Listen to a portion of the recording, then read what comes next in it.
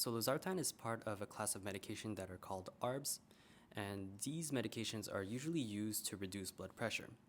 However, they are also used for so many other indications such as kidney disease, heart failure, heart attacks, so it's a good way to hit two birds with one stone. The thing that sets Losartan apart from its peers is the fact that this medication can actually be used for gout. If you don't know, gout is a condition that happens when your body has too much uric acid. And I mean that quite literally because when there's too much uric acid in your blood, what happens is that it crystallizes. Yeah, there's like literal crystals in the blood that usually accumulate in the toes, which causes excruciating pain. So, Losartan, as far as I know, and so far, is the only medication in the ARBs that can reduce uric acid, so it's a good way to hit two birds with one stone.